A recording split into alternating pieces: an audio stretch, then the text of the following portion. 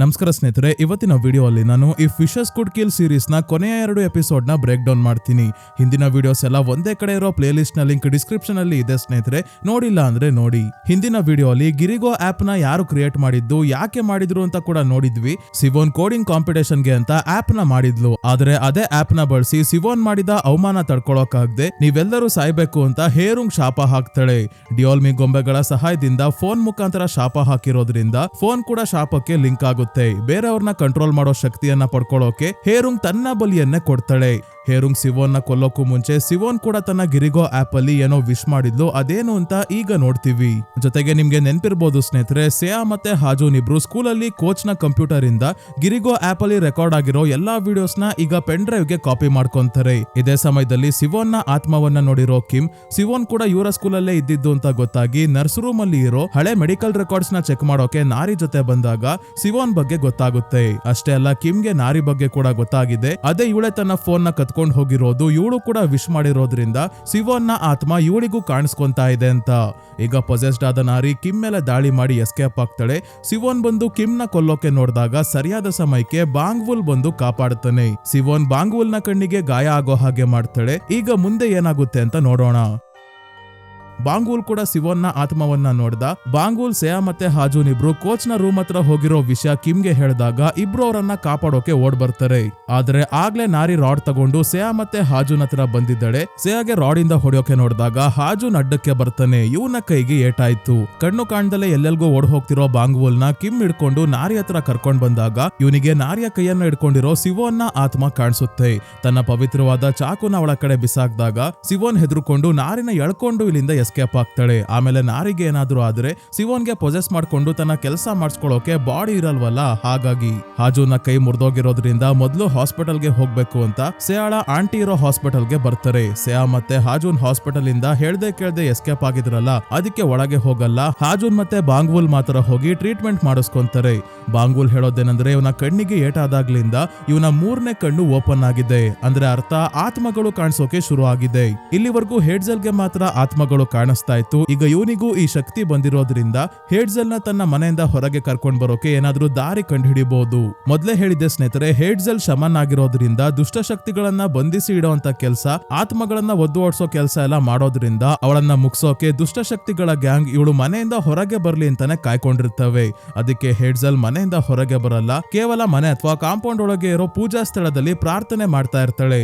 ಹಾಜೂನ್ಗೆ ಬಾಂಗ್ವುಲ್ ಹೇಳಿದ್ದು ಕೇಳಿ ತುಂಬಾನೇ ಖುಷಿ ಆಯ್ತು. ಇವರಿಬ್ರು ಇಲ್ಲಿಂದ ಹೊರಡ್ತಿದ್ದಂಗೆ ಮೊದಲು ಪೆನ್ ಡ್ರೈವ್ ಲ್ಯಾಪ್ಟಾಪ್ ಗೆ ಹಾಕಿ ಗಿರಿಗೋ ಆಪ್ ಅಲ್ಲಿ ರೆಕಾರ್ಡ್ ಮಾಡಿರೋ ಮೊದಲ ವಿಡಿಯೋನ ನೋಡ್ತಾರೆ. ಅದೇ ಹೇರುಂಗ್ ನ ವಿಡಿಯೋ. ಶಾಪ ಇಲ್ಲಿಂದಾನೆ ಶುರು ಆಗಿರ್ಬೇಕು ಅಂತ ವಿಡಿಯೋ ಪ್ಲೇ ಮಾಡಿದಾಗ ಹೇರುಂಗ್ ಶಾಪ ಹಾಕಿ ಸಾಯೋದನ್ನ ನೋಡ್ತಾರೆ.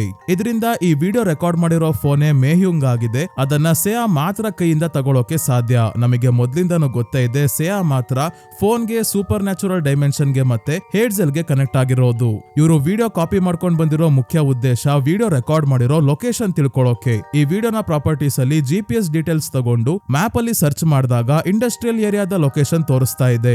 ಆದ್ರೆ ಎಕ್ಸಾಕ್ಟ್ ಲೊಕೇಶನ್ ಇಲ್ಲ. ಅದಕ್ಕೆ ಇವರು ಇಂಡಸ್ಟ್ರಿಯಲ್ ಏರಿಯಾಗೆ ಹೋಗಿ ರೈನ್ಬೋ ಕಿಟಕಿ ಇರೋ ಬಿಲ್ಡಿಂಗ್ ನ ಹುಡುಕಿದ್ರೆ ಅದರೊಳಗೇನೆ ಫೋನ್ ಇರುತ್ತೆ. ಇವರು ಅಲ್ಲಿಗೆ ಹೋಗೋಷ್ಟ್ರಲ್ಲಿ ಆಗ್ಲೇ ಪೊಸೆಸ್ಡ್ ಆಗಿರೋ ನಾರಿ ಫ್ಯಾಕ್ಟರಿ ಹತ್ರ ಹೋಗ್ತಾ ಇದ್ದಾಳೆ. ಈಗ ಒಂದು ಸಣ್ಣ ಫ್ಲಾಶ್ ಬ್ಯಾಕ್ ಅಲ್ಲಿ ಸಿವೋನ್ ಸಾಯೋಕು ಮುಂಚೆ ಏನ್ ವಿಶ್ ಮಾಡಿದ್ಲು ಅಂತ ಗೊತ್ತಾಗುತ್ತೆ. ನೆಲದ ಮೇಲೆ ತನ್ನ ರಕ್ತದಲ್ಲಿ ಹೆಸರು ಮತ್ತೆ ಡೇಟ್ ಆಫ್ ಬರ್ತ್ ನ ಬರ್ದು ಹೇರುಂಗ್ ನ ಶಾಪ ಇಲ್ಲಿಗೆ ನಿಲ್ಲೋದು ಬೇಡ, ಕಂಟಿನ್ಯೂ ಆಗ್ಲಿ, ನಾನು ಅದನ್ನ ಕಂಟಿನ್ಯೂ ಮಾಡ್ತೀನಿ ಅಂತ ಹೇಳಿರ್ತಾಳೆ. ಹೇರುಂಗ್ ಯಾರನ್ನ ಸಾಯಿಸ್ಬೇಕು ಅಂತ ಅನ್ಕೊಂಡಿದ್ಲೋ ಅವರನ್ನ ಸಾಯಿಸಿ ಆಗಿತ್ತು. ಆದ್ರೆ ಈಗ ಸಿವೋನ್ ಆಪ್ ನ ಯೂಸ್ ಮಾಡಿದವ್ರನ್ನೆಲ್ಲ ಕೊಲ್ತಾ ಇದ್ದಾಳೆ. ಅಮಾಯಕ ಜನರು ಸಾಯೋದು ನಿಲ್ಬೇಕು ಅಂತ ಹೇರುಂಗ್ ಸತ್ತ ನಂತರ ಕೂಡ ಇವಳನ್ನ ತಡೆಯೋಕೆ ನೋಡ್ತಾ ಇದ್ದಾಳೆ. ಬಾಂಗ್ವುಲ್ ಮತ್ತೆ ಇವನ ಗ್ಯಾಂಗ್ ಇಂಡಸ್ಟ್ರಿಯಲ್ ಏರಿಯಾಗೆ ಬರ್ತಿದ್ದಂಗೆ ಬಾಂಗ್ವುಲ್ ನ ಯುಂಡೋ ಕಾಂಪಾಸ್ ಒಂದೇ ಸಮ ಸುತ್ತೋಕೆ ಶುರು ಆಗುತ್ತೆ. ಅಂದ್ರೆ ಈ ಜಾಗದಲ್ಲಿ ಸಿವೋನ್ ನ ಆತ್ಮ ಇದೆ ಅಂತ. ಇವರನ್ನ ತಡೆಯೋಕೆ ಸಿವೋನ್ ಕಬ್ಬಿಣದ ವಸ್ತುಗಳಿಂದ ತುಂಬಿರೋ ಗಾಡಿಯನ್ನ ಇವರ ಕಾರ್ ಕಡೆ ಕಳಿಸ್ತಾಳೆ. ಯಾರೋ ಡ್ರೈವ್ ಮಾಡ್ಕೊಂಡ್ ಬರ್ತಿರೋ ಹಾಗೇನೆ ಈ ಗಾಡಿ ಹೋಗ್ತಾ ಇದೆ. ಹೇಗೋ ಸರಿಯಾದ ಸಮಯಕ್ಕೆ ಗಾಡಿಯನ್ನ ಬಾಂಗ್ವುಲ್ ನೋಡಿ ಆಕ್ಸಿಡೆಂಟ್ ತಪ್ಸೋಕೆ ನೋಡಿದ್ರು ಕೂಡ ಕೊನೆಗೂ ಆಕ್ಸಿಡೆಂಟ್ ಆಯ್ತು. ಯಾರಿಗೂ ಜಾಸ್ತಿ ಏಟಾಗ್ಲಿಲ್ಲ. ಆ ಗಾಡಿಯಲ್ಲಿ ಯಾರಿದ್ದಾರೆ ಅಂತ ನೋಡೋಕೆ ಬಾಂಗ್ವುಲ್ ಬಂದ್ರೆ ಯಾರು ಇಲ್ಲ. ಇಲ್ಲೇ ಲೈಟ್ ಕಂಬದಲ್ಲಿ ಇರೋ ಒಂದು ಕಬ್ಬಿಣದ ರಾಡ್ ಹಾರೋಗಿ ಸೇಯಾ ಹತ್ರ ಬೀಳುತ್ತೆ. ಇದರಿಂದ ಸಿವೋನ್ ನ ಆತ್ಮ ಸೇಯಾನ ಕೊಲ್ಲೋಕೆ ನೋಡ್ತಿದ್ದಾಳೆ ಅಂತ ಬಾಂಗ್ವುಲ್ಗೆ ಗೊತ್ತಾಯ್ತು. ಇವಳಿಗೆ ಮಾತ್ರ ಫೋನ್ ತಗೊಳ್ಳೋಕೆ ಶಕ್ತಿ ಇರೋದಲ್ವಾ, ಹಾಗಾಗಿ ಲೈಟ್ ಕಂಬದಲ್ಲಿ ಇರೋ ಇನ್ನೊಂದು ರಾಡ್ ಕಿತ್ಕೊಂಡ್ ಬರೋದು ನೋಡಿ ಸೇಯಾನ ಕಾಪಾಡೋಕೆ ಬಾಂಗ್ವುಲ್ ಬಂದಾಗ ರಾಡ್ ಸೇಯಾನ ಬಿಟ್ಟು ಇವನ ದೇಹಕ್ಕೆ ದೇಹಕ್ಕೆ ಚುಚ್ಕೊಡುತ್ತೆ. ದೇಹ ಸಿಳ್ಕೊಂಡು ಮುಂದೆವರೆಗೂ ಬಂದಿದ್ರು ಇನ್ನೂ ಬದುಕಿದ್ದಾನೆ ಬಾಂಗ್ವುಲ್. ಇವ್ನ್ ಹೇಳ್ತಾನೆ, ಮುಂದೆ ನೀವೇ ಹೋಗ್ಬೇಕು, ಫೋನ್ ಸಿಕ್ಕಿದ್ರೆ ಶಾಪಕ್ಕೊಳಗಾಗಿರೋ ಎಲ್ಲರ ಪ್ರಾಣ ಉಳಿಯುತ್ತೆ, ನನ್ನ ಇಲ್ಲೇ ಬಿಟ್ಟು ನೀವು ಹೋಗಿ ಅಂತ ತನ್ನ ಯುಂಡೋ ಕಾಂಪಾಸ್ ಮತ್ತೆ ಪವಿತ್ರವಾದ ಚಾಕುವನ್ನ ಕಿಮ್ಗೆ ಕೊಡ್ತಾನೆ. ಮತ್ತೆ ಸೇಯಾ ಮೇಲೆ ಗಮನ ಇಟ್ಟಿರು, ಅವಳಿಗೆ ಏನು ಆಗದೆ ಇರೋ ಹಾಗೆ ನೋಡ್ಕೋ ಅಂತ ಕಿಮ್ಗೆ ಹೇಳಿ ಇವನ ಜೊತೆ ಸೇಯಾಗೂ ಹೋಗೋಕೆ ಹೇಳ್ತಾನೆ. ಹಾಜೋನ್ ಎಲ್ಲಿಗೂ ಹೋಗಲ್ಲ, ಆಂಬ್ಯುಲೆನ್ಸ್ಗೆ ಫೋನ್ ಮಾಡಿ ನೀನು ಸಾಯ್ಬೇಡ, ಪ್ರಾಣನ ಗಟ್ಟಿಯಾಗಿ ಹಿಡ್ಕೋ ಅಂತ ಒಂದೇ ಸಮ ಹೇಳ್ತಾ ಇದ್ದಾನೆ. ಬಾಂಗ್ವುಲ್ ನಾನು ಸಾಯಲ್ಲ ಬಿಡು, ಏನಾದ್ರೂ ಆದ್ರೆ ನಿಮ್ಮ ಅಕ್ಕನ್ನ ಚೆನ್ನಾಗಿ ನೋಡ್ಕೋ ಅಂತ ಹೇಳಿ ಪ್ರಜ್ಞೆ ತಪ್ತಾನೆ. ಇದೇ ಸಮಯಕ್ಕೆ ಆಂಬ್ಯುಲೆನ್ಸ್ ಬಂತು, ಹಾಸ್ಪಿಟಲ್ಗೆ ಕರ್ಕೊಂಡು ಹೋಗಿ ಆಪರೇಷನ್ ಶುರು ಮಾಡ್ತಾರೆ. ಜಾಸ್ತಿ ಇಂಟರ್ನಲ್ ಆರ್ಗನ್ಸ್ಗೆ ಡ್ಯಾಮೇಜ್ ಆಗಿಲ್ಲ, ಹಾಗಾಗಿ ಬಾಂಗ್ವುಲ್ ಬದುಕುಳಿಯೋ ಸಾಧ್ಯತೆ ಇದೆ. ಹಾಜೋನ್ ಹೇಡ್ಜಲ್ಗೆ ಫೋನ್ ಮಾಡಿ ಏನಾಯ್ತು ಅಂತೆಲ್ಲ ಹೇಳಿದಾಗ ಹೇಡ್ಜಲ್ ಕೂಡ ಬಾಂಗ್ವುಲ್ ತುಂಬಾನೇ ಸ್ಟ್ರಾಂಗ್ ಇದ್ದಾನೆ, ಅವನಿಗೆ ಏನು ಆಗಲ್ಲ ಬಿಡು ಅಂತಾನೆ ಹೇಳ್ತಾಳೆ. ಇನ್ನೊಂದ್ ಕಡೆ ಏರಿಯಾ ಎಲ್ಲ ಹುಡ್ಕಾಡಿ ಆದ್ಮೇಲೆ ಕೊನೆಗೂ ಸೇಯಾ ಮತ್ತೆ ಕಿಮ್ಗೆ ರೈನ್ಬೋ ಕಿಟಕಿ ಇರೋ ಬಿಲ್ಡಿಂಗ್ ಸಿಕ್ತು. ಕಾಂಪಾಸ್ ನಿಡಲ್ ಜೋರಾಗಿ ತಿರುಗ್ತಾ ಇದೆ, ಅಂದ್ರೆ ಸಿವೋನ್ ಕೂಡ ಒಳಗೆ ಇದ್ದಾಳೆ. ಇಬ್ರು ಫ್ಯಾಕ್ಟರಿ ಒಳಗೆ ಬರ್ತಾರೆ. ಆದರೆ ಮೊದಲು ಸಿವೋನ್ ಮತ್ತೆ ಹೇರುಂಗ್ ಮೆಟ್ಟಿಲುಗಳನ್ನ ಹತ್ಕೊಂಡು ಮೇಲೆ ಹೋಗ್ತಾ ಇದ್ರು, ಅದು ಈಗ ನಾಶ ಆಗಿದೆ. ಹಾಗಾಗಿ ಪಕ್ಕದಲ್ಲೇ ಬ್ರಿಡ್ಜ್ ನ ರೀತಿ ಒಂದು ಪ್ಲಾಟ್ಫಾರ್ಮ್ ಇದೆ, ಇದರ ಮೇಲೆ ಹೊರಡ್ತಾರೆ. ಇದು ಕೂಡ ಗಟ್ಟಿಯಾಗಿಲ್ಲ, ಶೇಕ್ ಆಗ್ತಾ ಇದೆ, ಮುಂದೆ ಸ್ವಲ್ಪ ಗ್ಯಾಪ್ ಬೇರೆ ಇದೆ. ಹಾಗಾಗಿ ಇಬ್ರು ಹೋದ್ರೆ ಪ್ಲಾಟ್ಫಾರ್ಮ್ ಬಿದ್ದೋಗುತ್ತೆ ಅಂತ ಸೇಯಾ ಒಬ್ಳೆ ಲಾಂಗ್ ಜಂಪ್ ಮಾಡಿ ರೈನ್ಬೋ ಕಿಟಕಿ ಇರೋ ರೂಮ್ಗೆ ಹೋಗ್ತಾಳೆ. ಇವಳು ಜಂಪ್ ಮಾಡಿದ್ದಕ್ಕೇನೆ ಪ್ಲಾಟ್ಫಾರ್ಮ್ ನ ಕಾಲ್ ಭಾಗ ಕಳ್ಚಿ ಬಿದ್ದೋಯ್ತು. ಕಿಮ್ಗೆ ಈಗ ಜಂಪ್ ಮಾಡೋದು ಕಷ್ಟ ಆಗ್ತಿದೆ. ಸೇಯಾ ಒಳಗೆ ಬಂದು ಇಲ್ಲೇ 3 ವರ್ಷದಿಂದ ಇರೋ ಹೇರುಂಗ್ ನ ಫೋನ್ ತಗೊಳೋಕೆ ಹೋದಾಗ ಹಿಂದೆನೆ ಬಚ್ಚಿಡ್ಕೊಂಡಿರೋ ಪೊಸೆಸ್ಡ್ ಆಗಿರೋ ನಾರಿ ಕಟರ್ ಇಂದ ದಾಳಿ ಮಾಡೋಕೆ ಬರ್ತಾಳೆ. ಸೇಯಾ ತಪ್ಪಿಸ್ಕೊಂಡು ಇವಳನ್ನ ಪೊಸೆಷನ್ ಇಂದ ಹೊರಗೆ ತರೋಕೆ ಮಾತಾಡಿಸ್ತಾನೆ ಇದ್ದಾಳೆ, ಆದ್ರೆ ನಾರಿ ಸುಮ್ನಾಗ್ತಿಲ್ಲ. ಈಗ ಕಿಮ್ ಜಂಪ್ ಮಾಡಿ ಸಹಾಯಕ್ಕೆ ಬರ್ಲೇಬೇಕು. ಇರೋ ಬರೋ ದೇವರನ್ನ ಎಲ್ಲ ನೆನ್ಪ್ ಮಾಡ್ಕೊಂಡು ಹಿಂದಕ್ಕೆ ಹೋಗಿ ಜೋರಾಗಿ ಓಡ್ ಬಂದು ಜಂಪ್ ಮಾಡೇ ಬಿಡ್ತಾನೆ. ಹೇಗೋ ಮೊದ್ಲಿನ ತರ ಇಲ್ಲಿ ಫೌಲ್ ಮಾಡ್ಲಿಲ್ಲ. ಸೇಯಾ ಹತ್ರ ಬಂದು ನೋಡಿದ್ರೆ ಇವನಿಗೆ ನಾರಿ ಅಲ್ಲ, ಸಿವೋನ್ನ ಆತ್ಮ ಕಾಣಿಸ್ತಾ ಇದ್ದಾಳೆ. ಅದಕ್ಕೆ ಬಾಂಗ್ವುಲ್ ನ ಪವಿತ್ರವಾದ ಚಾಕುವಿಂದ ಇವಳಿಗೆ ಚುಚ್ಬಿಡುತ್ತಾನೆ. ಚುಚ್ಚಾದ್ಮೇಲೆ ಇವಳು ನಾರಿ ಅಂತ ಗೊತ್ತಾಯ್ತು.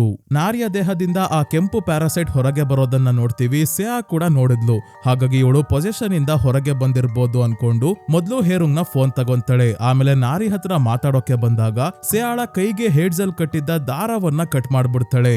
ಸಿವೋನ್ನ ಆತ್ಮ ನಾರಿ ಪೊಸೆಷನ್ ಇಂದ ಹೊರಗೆ ಬಂದಿದ್ದಾಳೆ ಅನ್ಕೊಳ್ಳಿ ಅಂತ ಸೇಯಾಗೆ ಯಾಮಾರ್ಸಿದ್ದು. ಇವಳ ಕೈಯಲ್ಲಿ ಇದ್ದ ಇವಳ ರಕ್ಷಣೆಗೆ ಅಂತ ಕಟ್ಟಿದ್ದ ದಾರವನ್ನ ಕಟ್ ಮಾಡೋಕೆ. ಹೇಡ್ಜಲ್ ನ ಕೈಯಲ್ಲೂ ಇದೇ ರೀತಿ ದಾರ ಇತ್ತು, ಅದು ಕೂಡ ಕಟ್ಟಾಯ್ತು. ಇದರಿಂದ ಏನೋ ತೊಂದರೆ ಆಗಿದೆ ಅಂತ ಹೇಡ್ಜಲ್ ಗೆ ಗೊತ್ತಾಗುತ್ತೆ.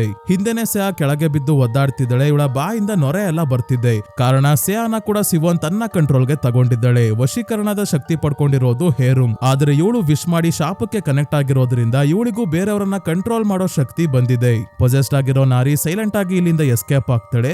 ಸೇಯಾಳ ಫೋನ್ಗೆ ಹೇಡ್ಜಲ್ ಕಾಲ್ ಮಾಡಿ ಆದಷ್ಟು ಬೇಗ ಸೇಯಾನ ನನ್ನ ಹತ್ರ ಕರ್ಕೊಂಡ್ ಬಾ, ಲೊಕೇಶನ್ ಕಳಿಸ್ತೀನಿ ಅಂತಾಳೆ. ಆದ್ರೆ ಸೇಯಾ ಅವಳು ಡೀಮನ್ ಆಗಿದ್ದಾಳೆ, ಅವಳ ಮಾತು ಕೇಳ್ಬೇಡ, ನಿನ್ನನ್ನ ಯಾಮಾರಿಸ್ತಾ ಇರ್ಬೋದು ಅಂತ ಇವನಿಗೆ ಕನ್ಫ್ಯೂಸ್ ಮಾಡ್ತಿದ್ದಾಳೆ. ಹೇಗೋ ಕಿಮ್ ತಲೆ ಉಪಯೋಗಿಸಿ ಯುಂಡೋ ಕಾಂಪಾಸ್ ನ ಫೋನ್ ಹತ್ರ ಇಟ್ಟು ಚೆಕ್ ಮಾಡ್ತಾನೆ. ಇದರ ನೀಡಲ್ ಈಗ ತಿರುಗ್ತಾ ಇಲ್ಲ, ಅದೇ ಸೇಯಾಳ ಹತ್ರ ಇಟ್ರೆ ಮಾತ್ರ ತಿರುಗ್ತಾ ಇದೆ. ಹಾಗಾಗಿ ನಿಜವಾಗ್ಲೂ ಹೇಡ್ಜಲ್ ಕಾಲ್ ಮಾಡಿರೋದು ಅಂತ ಅವಳು ಕಳಿಸಿರೋ ಲೊಕೇಶನ್ ಗೆ ಸೇಯಾಳನ್ನ ಕರ್ಕೊಂಡು ಹೊರಡ್ತಾನೆ. ಇವನಿಗೆ ಹೇಡ್ಜಲ್ ಎಲ್ಲಿದ್ದಾಳೆ ಅಂತ ಗೊತ್ತಿಲ್ವಲ್ಲ, ಹಾಗಾಗಿ ಲೊಕೇಶನ್ ನೋಡ್ಕೊಂಡು ಈಗ ಕಾಡಿನ ಒಳಗೆ ಹೋಗ್ಬೇಕು. ಬರ್ಬೇಕಾದ್ರೇನೋ ಲಾಂಗ್ ಜಂಪ್ ಮಾಡ್ಕೊಂಡು ಬಂದ್ರು, ಆದ್ರೆ ಹೇಗೆ ಹೋಗ್ತಾರೆ ಅನ್ನೋದನ್ನ ತೋರ್ಸೋದೇ ಇಲ್ಲ.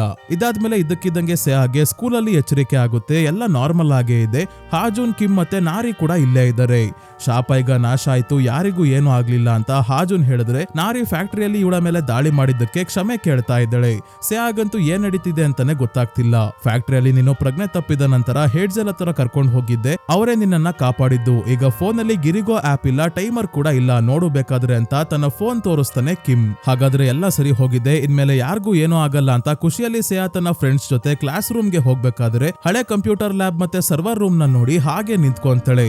ಯಾಕಂದ್ರೆ ಸರ್ವರ್ ರೂಮ್ ಅಲ್ಲಿ 3 ವರ್ಷದ ಹಿಂದೆ ಏನಾಗಿತ್ತು ಅಂತ ನೋಡಿದೀವಿ. ಸಿವೋನ್ನ ಸಾವಿನ ನಂತರ ಆ ರೂಮ್ ಗೆ ಯಾರು ಹೋಗ್ಬಾರ್ದು ಅಂತ ಗೇಟ್ ಹಾಕಿ ಜಾಗವನ್ನ ಸೀಲ್ ಮಾಡಿರ್ತಾರೆ. ಆದ್ರೆ ಈಗ ಗೇಟು ಇಲ್ಲ, ಏನೂ ಇಲ್ಲ, ಸರ್ವರ್ ರೂಮ್ ನ ಕನ್ಸ್ಟ್ರಕ್ಷನ್ ಆಗಿದೆ, ಯಾಕೆ ಅದು ಮರ್ತೋದ ಅಂತ ಫ್ರೆಂಡ್ಸ್ ಹೇಳ್ತಾ ಇದ್ದಾರೆ. ಆದ್ರೆ ಸೇಯಾ ನಂಬಲ್ಲ. ಕಿಟಕಿ ತೆಗೆದು ಹೊರಗೆ ನೋಡಿದಾಗ ಇವಳ ಇನ್ಫೈನೈಟ್ ಪ್ರೊಜೆಕ್ಷನ್ಸ್ ಕಾಣಿಸ್ತಾ ಇದೆ. ಅಂದ್ರೆ ಇವಳು ಮತ್ತೆ ಸೂಪರ್ ನ್ಯಾಚುರಲ್ ಡೈಮೆನ್ಷನ್ ಗೆ ಬಂದಿದ್ದಾಳೆ. ಪಾರ್ಟ್ 2 ವಿಡಿಯೋಲೆ ಸೂಪರ್ ನ್ಯಾಚುರಲ್ ಡೈಮೆನ್ಷನ್ ಏನು, ಇನ್ಫೈನೈಟ್ ಪ್ರೊಜೆಕ್ಷನ್ಸ್ ಯಾಕೆ ಕಾಣಿಸ್ತಾ ಇದೆ ಅಂತ ಹೇಳಿದೀನಿ ಸ್ನೇಹಿತರೆ. ಈಗ ಇದನ್ನ ನೋಡಿ ಸೇಯಾಗೂ ಇದೆಲ್ಲ ಸಿವೋನ್ ತೋರಿಸ್ತಾ ಇರೋ ದೃಶ್ಯ ಅಷ್ಟೇ ಅಂತ ಇವಳಿಗೆ ಅರಿವಾಗ್ತಿದ್ದಂಗೆ ಇವಳ ಸುತ್ತ ಇರೋ ವಾತಾವರಣ ಚೇಂಜ್ ಆಗಿ ರಾತ್ರಿ ಸ್ಕೂಲಲ್ಲಿ ಇರೋ ಹಾಗೆ ಇವಳಿಗೆ ಕಾಣಿಸ್ತಾ ಇದೆ. ಕೈಯಲ್ಲಿ ಹೇರುಂಗ್ ನ ಫೋನ್ ಕೂಡ ಇದೆ. ಇದೇ ಸಮಯಕ್ಕೆ ದಾಳಿ ಮಾಡೋಕೆ ಪೊಸೆಸ್ಡ್ ಆಗಿರೋ ನಾರಿ ಬರ್ತಾಳೆ. ಇದು ಸೂಪರ್ ನ್ಯಾಚುರಲ್ ಡೈಮೆನ್ಷನ್ ಅಲ್ಲಿ ನಡೀತಾ ಇದ್ರೆ ನಮ್ಮ ಜಗತ್ತಿನಲ್ಲಿ ಕಿಮ್ ಸೇಯಾನ ಎತ್ಕೊಂಡು ಕಾಡಿಗೆ ಬಂದಿದ್ದಾನೆ. ಆದ್ರೆ ಕಾಡಲ್ಲಿ ಹೇಡ್ಜಲ್ ಹೇಡ್ಜೆಲ್ ನ ಮನೆ ಎಲ್ಲಿದೆ ಅಂತ ಗೊತ್ತಾಗ್ತಿಲ್ಲ. ಹೇಡ್ಜೆಲ್ ಸ್ಕೈ ಲ್ಯಾಂಟರ್ನ್ ನ ಹಾರಿಸಿ ಅದನ್ನ ನೋಡ್ಕೊಂಡ್ ಬಾ ಅಂತ ಕಿಮ್ಗೆ ಹೇಳಿದ್ಲು. ಆದ್ರೆ ಗಾಳಿ ಜಾಸ್ತಿ ಬೀಸ್ತಾ ಇದೆ, ಸ್ಕೈ ಲ್ಯಾಂಟರ್ನ್ ಹತ್ತುತ್ತಾ ಇಲ್ಲ. ಕಿಮ್ ಬೇರೆ ಬೆಟ್ಟದ ತುದಿಯಲ್ಲಿ ನಿಂತಿದ್ದ, ಅದಕ್ಕೆ ಸಿವೋನ್ನ ಆತ್ಮ ಇವನನ್ನ ತಳ್ಬಿಡ್ತಾಳೆ. ಹೇಗೋ ಮರ ಇಟ್ಕೊಂಡು ಕಿಮ್ ಬಚಾವಾದ. ಅದೇ ಪೊಸೆಸ್ಡ್ ಆಗಿರೋ ಸಿಯಾ ಇವನನ್ನ ನೋಡಿ ನಗಾಡ್ತಾ ಇದ್ದಾಳೆ. ಇದೇ ಸಮಯಕ್ಕೆ ಹೇಗೋ ಹೇಡ್ಜೆಲ್ ಕೊನೆಗೂ ಸ್ಕೈ ಲ್ಯಾಂಟರ್ನ್ ನ ಹಚ್ಚಿ ಗಾಳಿಯಲ್ಲಿ ಹಾರಿಸ್ತಾಳೆ. ಇದನ್ನ ನೋಡಿ ಕಿಮ್ ಸಿಯಾಳನ್ನ ಹೇಡ್ಜೆಲ್ ನ ಮನೆಗೆ ಕರ್ಕೊಂಡ್ ಬರ್ತಾನೆ. ಮೊದ್ಲು ಇವಳನ್ನ ಪೂಜಾ ಸ್ಥಳಕ್ಕೆ ಕರ್ಕೊಂಡ್ ಹೋಗಿ ಇವಳ ಕೈಯಲ್ಲಿ ಇರೋ ಹೇರುಂಗ್ ನ ಫೋನ್ ಅನ್ನ ಕೆಳಗೆ ಬೀಳ್ಸೋಕೆ ಕೈಗೆ ಹಗ್ಗ ಕಟ್ಟಿ ಎಳೆದು ಬೀಳಿಸ್ತಾಳೆ. ನಂತರ ಫೋನ್ಗೆ ಬಾಣದಿಂದ ಚುಚ್ಚಿ ನಾಶ ಮಾಡಿದ್ರು ಸಿಯಾ ಸೂಪರ್ ನ್ಯಾಚುರಲ್ ಡೈಮೆನ್ಷನ್ ಇಂದ ವಾಪಸ್ ಬರಲ್ಲ. ಅಂದ್ರೆ ಮೇಯುಂಗ್ ಈ ಫೋನ್ ಅಲ್ಲ, ಶಾಪ ಈ ಫೋನ್ ಇಂದ ಶುರು ಆಗಿರೋದು ಅಲ್ಲ ಅಂತ ಹೇಡ್ಜೆಲ್ಗೆ ಗೊತ್ತಾಯ್ತು. ಅದಕ್ಕೆ ಇವಳು ಕೂಡ ಮಾಸ್ಕ್ ಹಾಕೊಂಡು ಸೂಪರ್ ನ್ಯಾಚುರಲ್ ಡೈಮೆನ್ಷನ್ಗೆ ಬರ್ತಾಳೆ ಸಿಯಾಳನ್ನ ಕಾಪಾಡೋಕೆ. ಇವಳು ಬಾಣವನ್ನ ನಾರಿಯ ಮೇಲೆ ಬಿಟ್ಟಾಗ ಅವಳ ಕೈಗೆ ಬಾಣ ತಗ್ಲಿ ಪ್ರಜ್ಞೆ ತಪ್ತಾಳೆ. ಮಾಸ್ಕ್ ಇದ್ರೆ ಸಿವೋನ್ನ ಆತ್ಮಕ್ಕೆ ಹೇಡ್ಜೆಲ್ ಕಾಣಲ್ಲ. ಅದಕ್ಕೆ ಸಿವೋನ್ನ ಮಾಸ್ಕ್ ಕ್ರ್ಯಾಕ್ ಆಗೋ ಹಾಗೆ ಮಾಡ್ತಾಳೆ. ಹೇಗೋ ಪೂರ್ತಿ ಮುರಿದೋಗ್ಲಿಲ್ಲ. ಪಾರ್ಟ್ 2 ವಿಡಿಯೋಲಿ ನಾವು ನೋಡಿರೋ ಹಾಗೆ ಈಗ್ಲೂ ಕೂಡ ಡೋರ್ ಗಳನ್ನ ಓಪನ್ ಮಾಡ್ಕೊಂಡು ಸೂಪರ್ ನ್ಯಾಚುರಲ್ ಡೈಮೆನ್ಷನ್ ಇಂದ ಹೊರಗೆ ಹೋಗೋಣ, ಆಮೇಲೆ ಮುಂದಿಂದು ನೋಡ್ಕೊಂಡ್ರೆ ಆಯ್ತು ಅಂತ ಹೊರಟಾಗ ಮುಂದೆ ಹೇರುಂಗ್ ನ ಆತ್ಮ ಬರುತ್ತೆ. ಇವಳು ಮೊದ್ಲು ಕಾಣಿಸ್ಕೊಂಡಾಗೆಲ್ಲ ಕುತ್ತಿಗೆ ಕುಯ್ಕೊಂಡಿರೋ ಹಾಗೆ ಮಾರ್ಕ್ ಗಾಯ ಎಲ್ಲ ಇತ್ತು. ಈಗ ಸಾಯೋಕ್ಕೂ ಮುಂಚೆ ಹೇಗಿದ್ಲೋ ಅದೇ ರೀತಿ ಆಗಿದ್ದಾಳೆ. ಕಾರಣ ಇವಳ ಫೋನ್ ನ ನಾಶ ಮಾಡಿ ಹೇಡ್ಜೆಲ್ ಇವಳು ಹಾಕಿದ್ದ ಶಾಪವನ್ನ ನಾಶ ಮಾಡಿದಳೆ. ಈಗ ಇವಳು ಪ್ರೇತಾತ್ಮ ಆಗಿ ಉಳಿದಿಲ್ಲ, ಕೇವಲ ಆತ್ಮ ಆಗಿದ್ದಾಳೆ ಅಷ್ಟೇ. ಈ ಶಾಪವನ್ನ ತಡೆಯೋಕೆ ಇವಳೇ ಸಹಾಯ ಮಾಡ್ತಾಳೆ. ಈಗ ಸರ್ವರ್ ರೂಮ್ ಕಡೆ ಬೆರಳು ಮಾಡಿ ತೋರಿಸಿದಾಗ ಅಲ್ಲಿ ಸಾವನ್ನಪ್ಪಿದ್ದ ಸಿವೋನ್ನ ಶಾಪ ಇದು ಹೇರುಂಗ್ ದಲ್ಲ ಅಂತ ಇವ್ರಿಗೆ ಗೊತ್ತಾಯ್ತು. ನಮಗೆ ಈ ವಿಷಯ ಮೊದ್ಲೇ ಗೊತ್ತಿದೆ ಸ್ನೇಹಿತರೆ. ಹೇರುಂಗ್ ನ ಶಾಪ ಕಂಟಿನ್ಯೂ ಆಗ್ಲಿ ಅಂತ ವಿಶ್ ಮಾಡಿ ಸಿವೋನ್ ಸಾವನ್ನಪ್ಪಿದ್ಲು. ಹಾಗಾಗಿ ಸಿವೋನ್ ನ ಫೋನ್ ಮೇಯುಂಗ್ ಆಗಿದೆ. ಅಂದ್ರೆ ಶಾಪ ಶುರು ಆಗಿರೋದು ಸಿವೋನ್ ನ ಫೋನ್ ಇಂದ.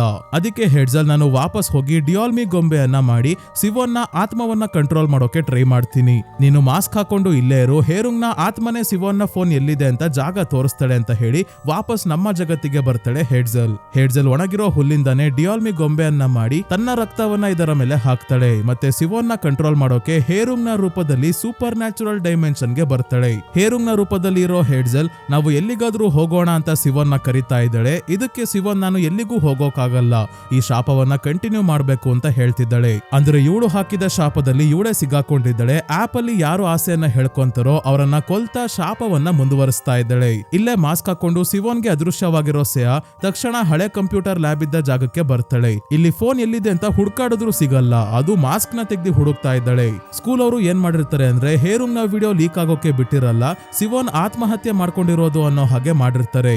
ಸ್ಕೂಲ್ ನ ಕಂಪ್ಯೂಟರ್ ಲ್ಯಾಬ್ ಅಲ್ಲೇ ಇದ್ದ ಸರ್ವರ್ ರೂಮ್ಗೂ ಯಾರು ಹೋಗ್ಬಾರ್ದು ಅಂತ ಸೀಲ್ ಮಾಡಿದರೆ ಅಲ್ಲೇ ಸಿವೋನ್ ಸಾವನ್ನಪ್ಪಿರೋದಲ್ವಾ. ಹಾಗಾಗಿ ಸಿವೋನ್ ಈ ಕಂಪ್ಯೂಟರ್ ಲ್ಯಾಬ್ ನ ದೃಶ್ಯವನ್ನ ಈ ಸೂಪರ್ ನ್ಯಾಚುರಲ್ ಡೈಮೆನ್ಷನ್ ಅಲ್ಲಿ ಕ್ರಿಯೇಟ್ ಮಾಡಿದ್ದಾಳೆ. ಇಲ್ಲಿರೋ ಫೋನ್ ನ ನಾಶ ಮಾಡಿದ್ರು ಸಾಕು, ಶಾಪ ಎಂಡ್ ಆಗುತ್ತೆ.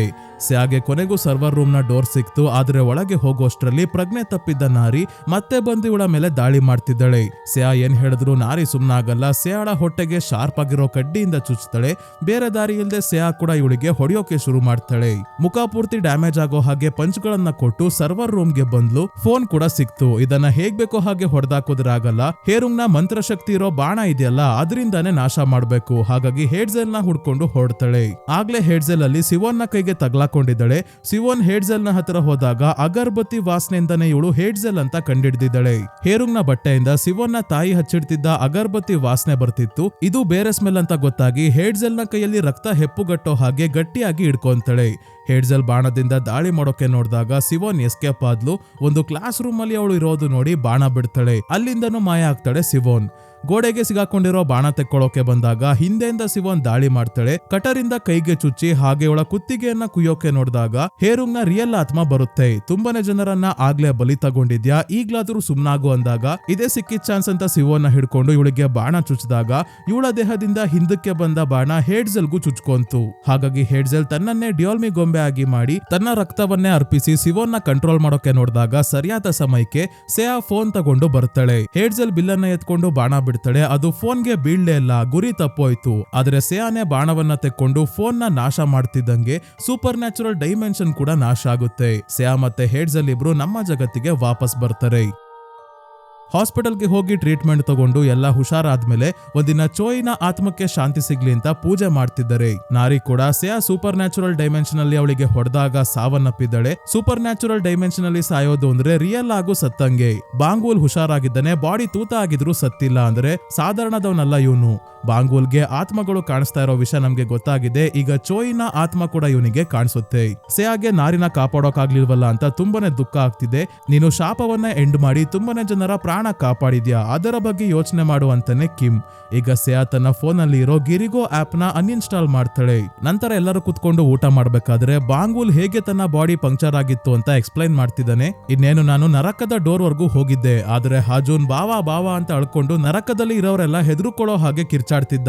ಬಾಮೈದ ಕರಿತಾ ಇದ್ದಾನೆ ಅಂದ್ರೆ ನಾನು ವಾಪಸ್ ಬರ್ದೇ ಇರ್ತೀನ, ತಕ್ಷಣ ವಾಪಸ್ ಬಂದೆ ಅಂತ ತಮಾಷೆ ಮಾಡ್ತಿದ್ದಾನೆ. ಅಷ್ಟೇ ಅಲ್ಲ, ತನ್ನ ಬಲಭಾಗದಲ್ಲಿ ಇರೋ ಕಣ್ಣಲ್ಲಿ ಅಡಗಿರೋ ಕೆಂಪು ಮೂರನೇ ಕಣ್ಣನ್ನ ತೋರಿಸ್ತಾನೆ. ಇದರ ಸಹಾಯದಿಂದನೇ ಇವನಿಗೆ ಆತ್ಮಗಳು ಕಾಣಿಸ್ತಾ ಇರೋದು. ಇವನಿಗೆ ಬಂದಿರೋ ಈ ಹೊಸ ಶಕ್ತಿಯಿಂದನೇ ಹೆಡ್ಜೆಲ್ ಈ ಮನೆಯಿಂದ ಕಾಂಪೌಂಡ್ ಇಂದ ಹೊರಗೆ ಬರೋ ಹಾಗೆ ಮಾಡ್ತೀನಿ ಅಂತಾನೆ ಬಾಂಗ್ವೂಲ್. ಇದಾದ್ಮೇಲೆ ಮಿಡ್ ಕ್ರೆಡಿಟ್ ಸೀನ್ ಅಲ್ಲಿ ಚೋಯ್ನ ಡಿಸ್ಕಾರ್ಡ್ ಫ್ರೆಂಡ್ ಯಾರಿಗೂ ಕಾಣ್ದಂಗೆ ಸ್ಕೂಲ್ಗೆ ಬರ್ತಾನೆ. ಕಿಮ್ ಫೆನ್ಸ್ ಕಟ್ ಮಾಡಿದ್ನಲ್ಲ, ಅಲ್ಲಿಂದ ಒಳಗೆ ಬಂದಾಗ ಇವನಿಗೆ ನಾರಿಯ ಫೋನ್ ಸಿಗುತ್ತೆ. ಫೋನ್ ಎತ್ಕೊಂಡು ವಾಪಸ್ ತನ್ನ ಕಂಪ್ಯೂಟರ್ ಹತ್ರ ಬಂದಾಗ ಡಿಸ್ಕಾರ್ಡ್ ಅಲ್ಲಿ ಯಾರ ಜೊತೆನೋ ಇವನು ಚಾಟ್ ಮಾಡ್ತಿದ್ದಾನೆ. ಅವರು ಹೇಳಿದ್ದಕ್ಕೇನೆ ಮೊಬೈಲ್ ತಗೊಂಡ್ ಬಂದಿರೋದು. ಯಾರು ಅಂತ ಯೂಸರ್ ನೇಮ್ ಇಲ್ಲ, ನಂಬರ್ ಇದೆ 050201 ಅಂತ, ಅಂದ್ರೆ 2005 ಫೆಬ್ರವರಿ 1. ಇದು ಸ್ನೇಹಿತರೆ ಸಿವೋನ್ನ ಡೇಟ್ ಆಫ್ ಬರ್ತ್ ಆಗಿದೆ. ನೀನು ಚೋಯ್ ಸಾವನ್ನಪ್ಪಿದ್ದಾನೆ ಅಂತ ಯಾಕೆ ಅನ್ಕೊಂಡಿದ್ಯಾ ಅಂತ ಮೆಸೇಜ್ ಕಳ್ಸಿದಳೆ. ಯಾರ್ ನೀನು ಅಂತ ಇವನು ಮೆಸೇಜ್ ಮಾಡಿದ್ದಾನೆ. ನಾನು ನಿನಗೆ ಏನೋ ಸೀಕ್ರೆಟ್ ಹೇಳ್ತೀನಿ ಅಂತ ಹೇಳಿದಳೆ, ಏನದು ಅಂತ ಗೊತ್ತಾಗಲ್ಲ. ಒಟ್ನಲ್ಲಿ ಫೋನ್ ಯಾವ ಜಾಗದಲ್ಲಿ ಇದೆ ಅಂತ ಹೇಳಿ ತಗೊಂಡ್ ಬರೋಕೆ ಕಳ್ಸಿರೋದು ಇವಳೆ, ಅಂದ್ರೆ ಸಿವೋನ್ನ ಆತ್ಮನೇ. ಆಶ್ಚರ್ಯ ಏನಂದ್ರೆ ನಾರಿಯ ಫೋನ್ ಅಲ್ಲಿ ಪಾಸ್ವರ್ಡ್ ಲಾಕ್ಗೆ ಸಿವೋನ್ನ ಡೇಟ್ ಆಫ್ ಬರ್ತ್ ಹಾಕಿದಾಗ ಲಾಕ್ ಓಪನ್ ಆಯ್ತು. ಇವನು ಕೂಡ ಈಗ ಗಿರಿಗೋ ಆಪ್ ನ ಓಪನ್ ಮಾಡ್ತಾನೆ. ಯಾಕೆ ಓಪನ್ ಮಾಡ್ದ? ಸಿವೋನ್ ಇವನಿಗೆ ಏನ್ ಸೀಕ್ರೆಟ್ ಹೇಳಿದ್ಲು? ಹಾಗಾದ್ರೆ ಶಾಪ ಮುಗ್ದಿಲ್ವಾ ಅನ್ನೋ ಪ್ರಶ್ನೆಗೆ ಉತ್ತರ ಸಿಗ್ಬೇಕು ಅಂದ್ರೆ ಮುಂದಿನ ಸೀಸನ್ ವರ್ಗೂ ಕಾಯ್ಲೇಬೇಕು. ಸೊ ಸ್ನೇಹಿತರೆ, ಈ ವಿಡಿಯೋ ನಿಮ್ಗೆ ಹೇಗನಿಸ್ತು ಅಂತ ಕಮೆಂಟ್ ಮಾಡಿ ತಿಳಿಸಿ. ವಿಡಿಯೋ ಇಷ್ಟ ಆಗಿದ್ರೆ ಲೈಕ್ ಮಾಡಿ, ಚಾನಲ್ಗೆ ಸಬ್ಸ್ಕ್ರೈಬ್ ಆಗೋದ್ರ ಜೊತೆಗೆ ಹೈಪ್ ಕೂಡ ಮಾಡಿ ಸ್ನೇಹಿತರೆ. ಇದೇ ರೀತಿಯ ವಿಡಿಯೋವಿನೊಂದಿಗೆ ಮತ್ತೆ ನಿಮ್ಮನ್ನ ಭೇಟಿ ಆಗ್ತೀನಿ. ಧನ್ಯವಾದಗಳು.